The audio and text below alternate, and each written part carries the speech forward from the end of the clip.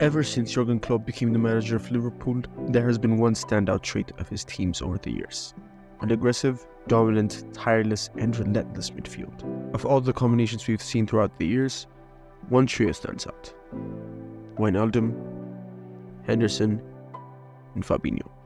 These three, in my eyes, were the players that heavily contributed to Klopp's team. Klopp is known for his gegenpressing style, and when a gegenpressing team loses the ball, they will swarm it and win it back instantly. Klopp's playmakers were not his midfielders, they were his fullbacks, Trent Alexander-Arnold and Andy Robertson. The idea was that when these fullbacks joined the attack, the midfielders would shield the back line, sort of stay back and cover the space that the fullbacks leave. This happened more so on the right-hand side with Trent and Henderson though. Trent wasn't the most gifted defender, but his ball-playing abilities stood out even at a young age and proved to be so vital to Klopp's team that he had to adapt, So when Trent joined the attack, Henderson would cover the space that he would leave him behind. Fabinho was tasked with shielding the back line, being an anchor man, holding the midfield.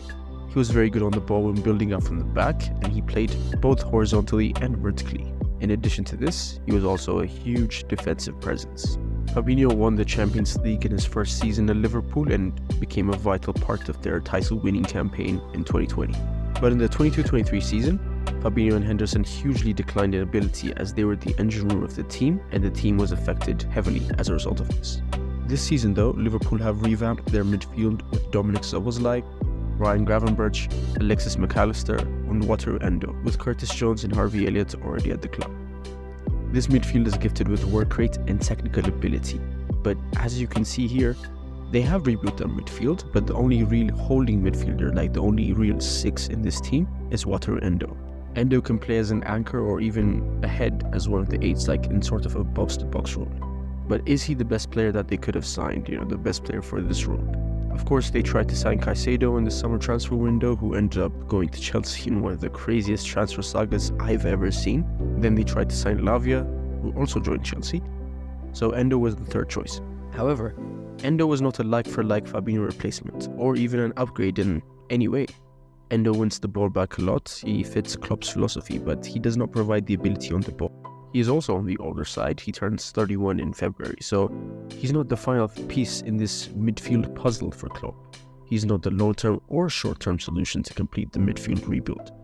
Currently, Alexis McAllister is playing as the six, so that tells you a lot about Endo.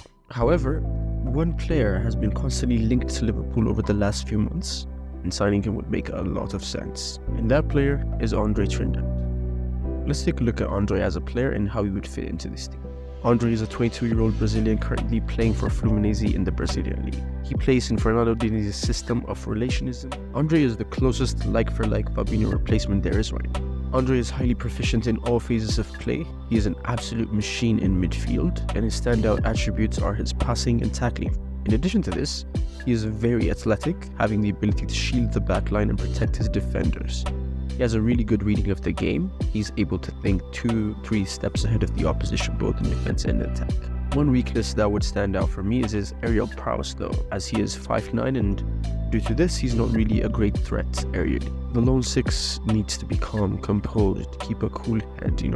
He will be playing in the Premier League if he signs for Liverpool, so he's going to need a lot of discipline, positional awareness. And when he plays in Fernando Diniz' system, he's not really a lone six. He plays as a centre back, as a left back, as a right back, centre mid, left midfielder, right midfielder. He's all over the pitch due to the tactics of the manager. So this area, I would say, needs improvement. So what exactly would he bring to this Liverpool team? Let's take a look. Andre will start as the lone six, allowing McAllister to push into his more natural position, settling Liverpool into the 3-2-5 in possession. Andre will be alongside Trent in the double pivot, and Trent will set the tempo, be the deep-lying playmaker of the side, playing all sorts of passes forward and sideways. Andre, however, will need to be disciplined, anchor the midfield, shield the backline, just like Fabinho did. Fabinho had in possession responsibilities, of course, and so will Andre, but primarily in possession, they will be more reliant on Trent Alexander-Arnold. As mentioned earlier, however, Andre plays in Diniz' relationism system, so the positional discipline that the Liverpool role would require would need some time to develop. Time is not really a luxury that Liverpool have though, but I think they should sign him regardless. He fits the system like a glove.